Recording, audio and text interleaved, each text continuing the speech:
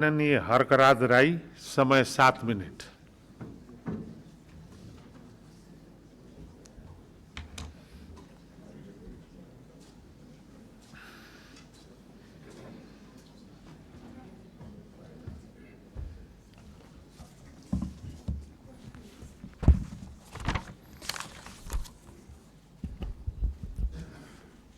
सम्माननीय सभामुख महोदय,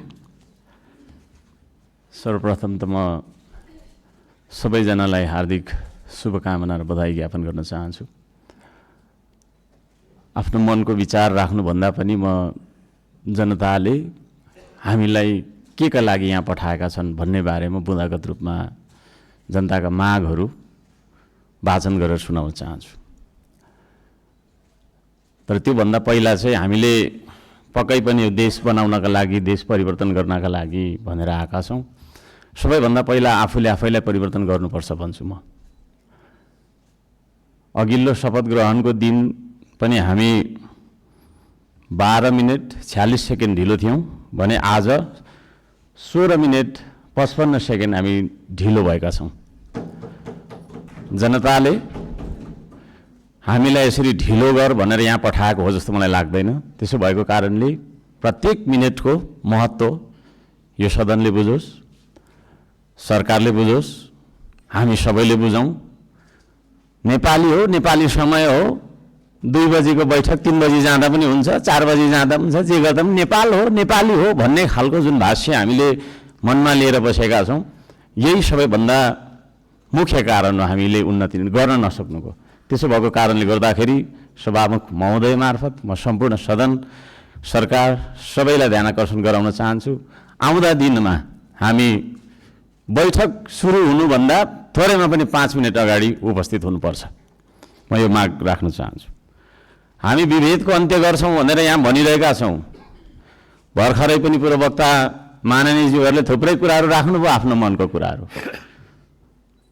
तर यहाँ यही सदनभित्र पनि विभेद भइरहेको छ।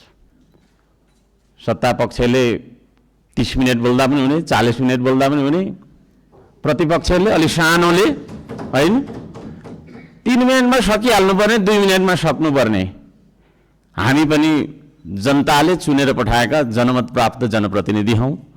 त्यसो भएको कारणले गर्दाखेरि हामीले आफ्ना क्षेत्रका आवश्यकताहरू, आफ्ना तपाईँको चाहिँ के अरे मागहरू राख्नका लागि प्रशस्त समय दिनुपर्दछ। त्यो खालको सदन हामीले बनाएर हामीले त्यो खालको सदन अभ्यास गर्नुपर्दछ भन्ने माग राख्न चाहन्छु। म आफ्नो मनको कथा म यहाँ गाउन चाहन्न। अब मेरो आफ्नो मन्तव्य राख्नुभन्दा पनि सरकारले कसो गर्नुपर्ने हो त? हिजो इतिहासमा हामीले के गर्यौँ, कसले के गर्यो, कुन नेताले के गर्यो, कतिको तपाईँको हामीले सङ्घर्ष गऱ्यौँ, के गर्यौँ भनेर नआवश्यक छ जस्तो मलाई लाग्दैन। हामी के गरिरहेका छौँ आज र भोलि के गर्ने हो भन्नेतर्फ सरकारले आफ्नो नीति तथा कार्यक्रम बनाउँदाखेरि यस्ता कुराहरूलाई पनि समावेश गरोस् भनेर चाहिँ म यहाँ जनताको मागहरू, राष्ट्रिय स्वाधीनताको, हाम्रो सम्प्रभुताको, जनताले चाहेका कुराहरू के कस्ता छन् त भन्ने कुरा म बुँदागत रूपमा वाचन गर्न चाहन्छु। पृथ्वी रहन्जेलसम्म यो देश रहिरहनुपर्छ, हाम्रो देशको चन्द्र सूर्य अङ्कित झन्डा रहिरहनुपर्छ। त्यो मान्यता हामी राख्दछौँ, श्रम संस्कृति पार्टीले त्यो मान्यता राख्दछ। त्यसो भएको कारणले गर्दाखेरि देशको स्वाधीनता, भू राजनैतिक सन्तुलन र असंलग्न परराष्ट्र नीतिलाई बचाइराख्न सैन्य रणनीति उद्देश्यका साथ सुरु गरिएको असमान राष्ट्रघाती व्यापारिक सन्धि सम्झौता एमसिसीलाई खारेज गर्नुपर्दछ भनेर म माग गर्न चाहन्छु। 2 नम्बरमा सीमावर्ती क्षेत्रमा छिमेकी मुलुकहरूले गरिरहेको गतिविधिलाई सक्रिय रूपमा नेपाल सरकारले निगरानी राख्नुपर्दछ र संयुक्त राष्ट्र सङ्घ लगायतका निकायहरूमा गएर हाम्रो देशका 4 किल्ला कति हो त हाम्रो भूगोल भन्ने सिमाना यकिन गरेर सिमानाको रक्षार्थ नेपाली सेनालाई खटाउनु पर्दछ भन्ने म माग राख्न चाहन्छु। नेपाली जनताले यो माग राखेको कुरा म जानकारी गराउन चाहन्छु। जनताले सोझै चुन्न पाउने प्रत्यक्ष कार्यकारीको चुनाव गर्नेतर्फ सरकारको नीति तथा कार्यक्रम अगाडि बढोस्। यदि सरकारले 2/3 नजिकको सरकारले त्यो कुरा अगाडि सार्छ भने त्यसमा हामी सबैले सहयोग गर्नुपर्दछ। नम्बर 4, जेनजी आन्दोलनमा डिस्कोड चलाएर जेनजी बालबालिकाहरूलाई स्कुल ड्रेसमा आन्दोलनमा बोलाउने, शान्तिपूर्ण आन्दोलनलाई भड्काएर हिंसात्मक बनाउने, आन्दोलनमाथि अन्धधुन्ध गोली चलाएर दमन गर्ने, 23 गतेको घटना घटाउने, साथै 24 गते सिंहदरबार, संसद भवन, सर्वोच्च अदालत जस्ता सरकारी भवनहरू जलाउने कृत्य गर्ने मान्छेहरूलाई पनि तपाईँको चाहिँ के अरे कारबाहीमा ल्याउनका लागि उच्च स्तरीय छानबिन समिति आयोग गठन गर्नका लागि हामी माग गर्दछौँ। 5 नम्बर, सम्पत्ति छानबिन तथा शुद्धिकरण अभियान सुरु गर्नुपर्दछ। सबैभन्दा पहिला अहिले सरकारमा रहेका मन्त्री परिषदका सम्पूर्ण मन्त्रीहरू, सांसदहरू, हामी सबैजना सबैको तपाईँको चाहिँ के अरे हाम्रो सम्पत्ति छानबिन हुनुपर्दछ। हामीबाट सुरु गर्नुपर्दछ त्यो चिज, किनभने हामी नियम कानुन बनाउने भने हामीबाटै त्यो कुरा लागू भएर जानुपर्दछ। हामीले बनाएको नियम कानुनले अरूलाई मात्रै ठ्याङ्ग्रोमा कस्ने खालको व्यवहार हामीले गर्नु हुँदैन भन्ने माग राख्दछु। शिक्षालाई जीवनोपयोगी बनाउनु पर्दछ। उत्पादन, निर्माण र आविष्कारसँग जोड्नु पर्दछ शिक्षालाई। शिक्षा भन्ने बित्तिकै कथा पढ्ने विषयवस्तु होइन, त्यो भन्ने बित्तिकै उत्पादन, निर्माण र आविष्कारसँग जोडिनु पर्दछ भन्ने हाम्रो माग हो। त्यसतर्फ सरकारले ध्यान दियोस्। हप्तामा 3 दिन मात्रै थ्योरी पढ्दाखेरि हुन्छ, 4 दिन विद्यार्थीले उत्पादन, निर्माण र आविष्कारसँग जोडेर क्रियाकलापहरू गर्न सक्नुपर्दछ। त्यो खालको जीवनोपयोगी शिक्षा लागू गरिनुपर्दछ भन्ने हामी माग राख्दछौँ। 7 नम्बरमा, खेतीबारीको समस्या हल नगरी देशको आर्थिक समस्या हामीले सुल्झाउन सक्दैनौँ, आर्थिक उन्नति हुन सक्दैन। त्यसो भएको कारणले कृषिमा देखिएका समस्याहरू पहिचान गर्ने र समस्या हल गर्ने सबै खालका तपाईँको प्राविधिक उपायहरू अपनाउने काम गरिनुपर्दछ भन्ने ध्यान आकर्षण गराउन चाहन्छु। नम्बर 8मा, कम्तीमा एक पालिकामा एउटा उद्योग हुनुपर्दछ, एक परिवारमा एकजना रोजगार हुनुपर्दछ। त्यो खालको नीति हामीले अपनाउनु पर्दछ। बन्द गरिएका उद्योगहरूलाई पुनः सञ्चालन गर्ने साथै नयाँ उद्योगहरूको स्थापना गर्ने नीति तथा कार्यक्रम सरकारले ल्याउनु पर्दछ भन्ने ध्यान आकर्षण गर्न चाहन्छु। 9 नम्बरमा, जनताको सेवा सुविधा, विकास र समृद्धिमा सार्वजनिक हितका लागि प्राकृतिक स्रोत साधन ढुङ्गा, गिटी, माटो, खोला, नाला, खानी, खनिज, वन जङ्गल जस्ता स्रोत साधनका सदुपयोग गर्न पाउने गरी सहज किसिमको चाहिँ नियम कानुन बनाउनु पर्दछ। कहीँ कतै हामी हुन्छ म सक्छु अब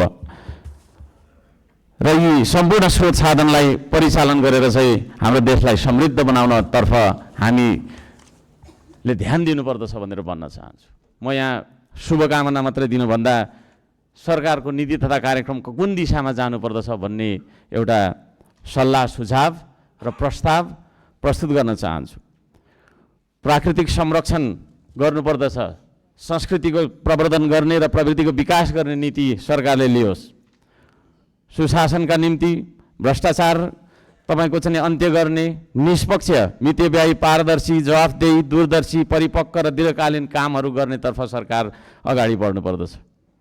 देशभरि शान्ति सुव्यवस्था कायम गर्नका लागि आवश्यक उपायहरू अपनाउन जरुरी छ। खाने पानी, स्वास्थ्य, शिक्षा, सडक, बिजुली बत्ती जस्ता आधारभूत आवश्यकताहरू परिपूर्ति गर्नतर्फ हाम्रो ध्यान जानुपर्दछ।